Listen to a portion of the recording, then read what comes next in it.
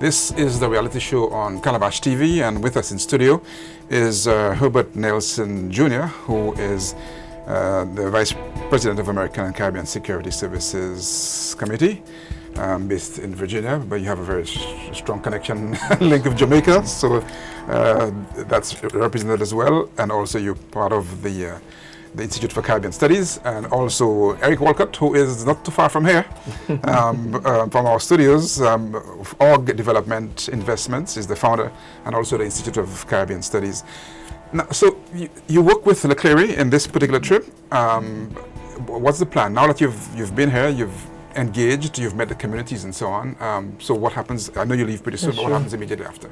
Well, we've administered a questionnaire, and so we will go back and look at the data, and we'll come back with basically our findings. So what are some of the things you wanted to find out in the questionnaire? Well, we wanted to get a sense of individuals' perception of safety in their communities, and so far what we've seen that there is a concern around safety. It's something that needs to be addressed. We have also, relative to policing within the community policing, we found that individuals who've taken the questionnaire thought that they identified that they had not seen any police patrolling their communities, certainly not within the last 6 months, and that's an issue. For those who have seen a police come into the community, it was incident-based, right? There's a crime, someone comes in. And so one of the recommendations around that could be that there needs to be more of a police presence. And of course, Herb Nelson has mentioned that blighted areas, those need to be addressed. So there needs to be a sense of beautification. There needs to be a sense of identifying blighted homes and getting the owners to actually take ownership for, getting those resolved. But there are things that the community can do. They've mentioned that while neighborhood watches are not established in the community, that if one were to be established, that they would be willing to participate in a neighborhood watch. Now, there probably need to be a system of anonymous calling, so that individuals could call in anonymously and report incidents of crime, incidents of, nefarious activities taking place in the community. All of those things will add. Now, the other thing is that individuals have mentioned that there does not currently exist a CCTV process in the community. What does that do? It's a deterrent for crime. So I think probably we would report back to the officials, the elected officials, those who are charged with those types of responsibilities. Look, we had a wonderful conversation with the CEO of the Castries, of the city of Castries. And they're very much involved in now developing a comprehensive community policing strategy. And so we've been reassured by some of the conversations coming out of there. We believe perhaps in the near future, and we want to work with them in trying to put together a more robust policing system that is very comprehensive. But there's one issue that Eric mentioned, and I want to find out from you in terms of your own take, your experience. Part of the issue that we have is trust. Who do you call to give information? How can, in a small Caribbean island like everybody knows everybody, how can that situation, and was it an issue in Jamaica or even in where It is an issue in Jamaica, it's an issue in Trinidad, Haiti, it's an issue all over the Caribbean, unfortunately. We go back to the concept of safer cities. Safer cities by the leadership being established, whether it's through the police, there's a special unit, but there's no military. So it's almost exclusively falls on the shoulders of law enforcement. Training programs. Get the law enforcement officers out into the communities, show a different side. The issue is, if you are a part, if you're not there and you only appear, and you start swinging a baton or start shooting when you appear, then the citizens, it's going to us against them. It's an antagonistic situation. You want to be there in the community at that home, the house where the kids built their recreation center. Yeah. And what happens then is whether the officers have skills carpentry, masonry, painting, chess, whatever skills they have that they can blend in with their community. If they're there and they see things happening, then they can speak to it. They can go into the schools. They can do various counseling. They have what's called the DARE program in the U.S., and it's a drugs program where we do drug interdiction, starting from the elementary schools on up. Speak to the kids about drugs and the dangers of drugs. So officers have to engage in that fashion, but the biggest portion of it is coaches and instructors or teachers are the most respected people by our kids, because they are imparting knowledge to them. They're giving them information. So we need more officers to coach in the various sports that exist. And that is where you start to engage with the community. We also need some intervention. The sports teams that we spoke about in Los Angeles, under the Safer Cities program and under what was tried in Jamaica, they were brought together. And that was your job, believe it or not. You reported for work, whether it was 9 or 10, you reported for work, and 8.5 hours later, you would get off. But you were paid a stipend. You were paid a stipend to ensure you paid your child support, or you took care of your kids, because there's a lot of young people having kids. So the key to that was the government, the Los Angeles County government, paid those gangsters from Crips and Bloods. They were paying them, but this was their job. While they were on the job, you brought in trainers from your colleges, from your vocational schools, and you gave additional training so they would now have skill sets. In Jamaica, the Caribbean Maritime University went into Montego Bay, which is an area that was under the state of emergency. 185 kids were taught the skill sets needed to operate on the wharf, loading, unloading ships, that kind of stuff. So you're going to have to get all hands on deck, because this I see only as the start of major issues. I don't see it as being anything near what Jamaica or Trinidad is experiencing. If I come to Eric, very quickly, you mentioned twice smart communities. What's the concept? Explain that. Smart communities under normal circumstances would mean everything is linked. You have CCTV. This is the hardening of the areas. Lighting is very important. Where there's darkness, you put up maybe solar lights. In other words, you don't have to pay.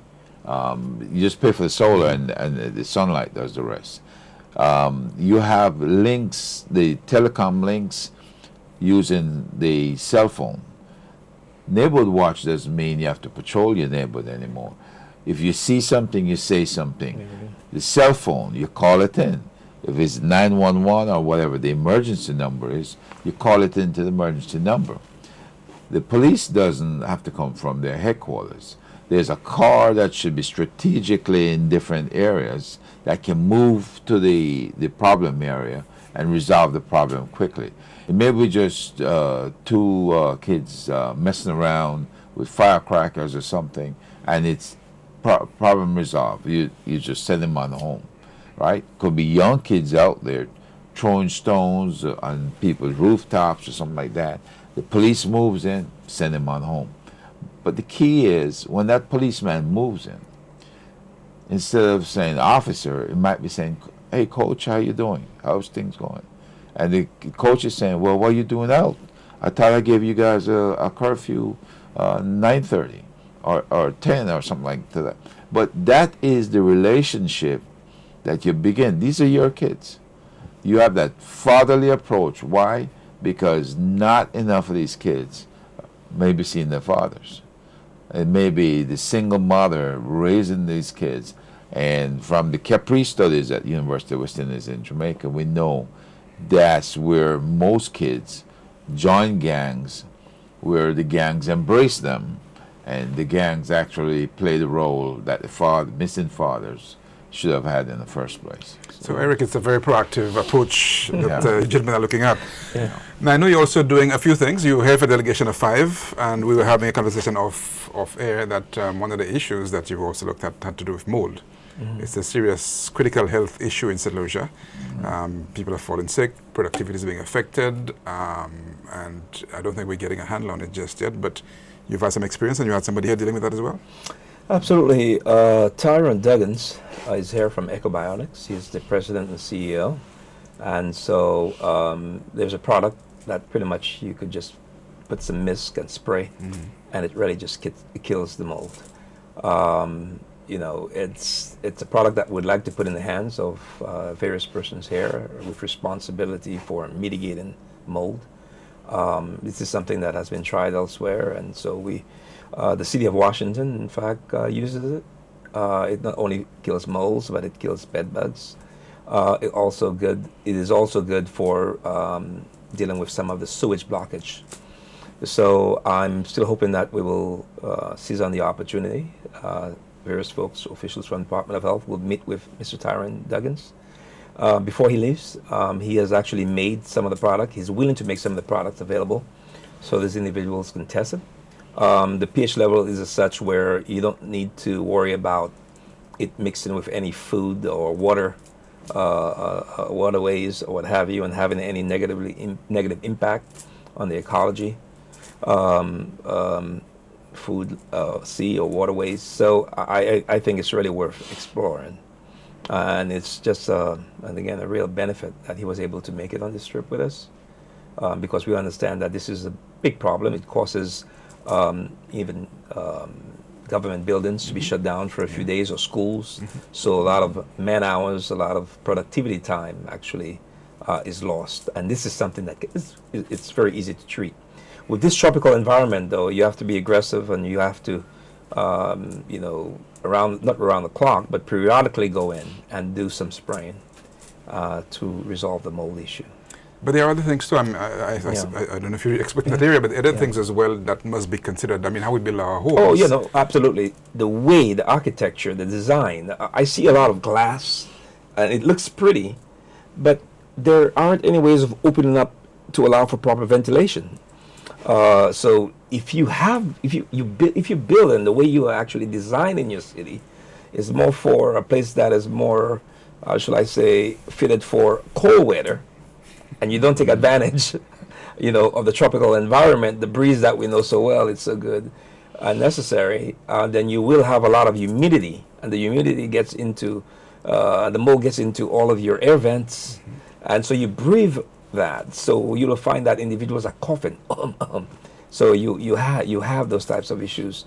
So yeah, you're absolutely right. We have to go back to making sure that not only some of the manner in which we build does fit the environment in which we live. If we don't do that, then there are some consequences, and mold is one of them. Definitely. Now, you've had this meeting in St. Lucia the past few days and so on, and so you've taken your notes, you have the survey to go through as well. You have a time frame as to what happens next with you, Mr. Herbert? Well, once we have already given input to the CEO at the, or city manager earlier today. We have spoken to the permanent secretary in the Ministry of Home Affairs and National Security.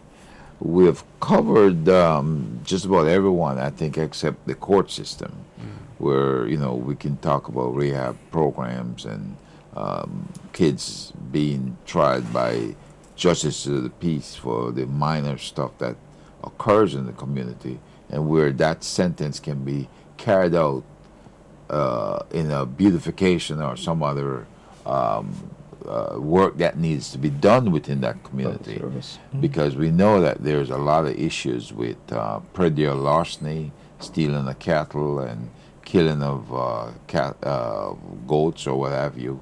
We know that there are other things happening in the community that are needed. But the bottom line is, as he mentioned, we have to go back and assess a little bit more before we give a full implementation review of what we think would necessarily be helpful. Certainly, what we heard also, there's no national security advisor here on the island of St. Lucia. And that's a big key, because someone has to be that director of the national security staff, whether it's the police, the special police, the customs, and that person has to be the one to see what's happening and to evaluate and to advise the Prime Minister. Prime Minister has a lot of other things doing to try and do that himself. So the bottom line is you have to do some alignment that allows upward communication and downward decision making. Along with that, I think there are certain things that the community needs to see so that they can have more confidence in policing. Now, on both sides, there are lots of challenges to policing, and we have to commend our police officers. But we also need to take advantage of some assistive technology in terms of probably demonstration projects with body cameras, and also trying to find different ways of restraining people rather than shooting people or harming people. All of those can add towards confidence. Now, I tell you, one of the things that's a pet peeve for me at the moment, because I think that St. Lucians are shooting themselves in the foot when different individuals take pictures of bodies laying on the ground with blood spattered all over the place and circulate it on the YouTube. I can tell you a personal experience that I've had, where I've had investors interested in coming to St. Lucia, building medical homes, but all they did, of course, is do a query, do an initial research, and they've seen a lot of those bodies in their minds that there's too much crime in St. Lucia, when relatively speaking it may not be that high.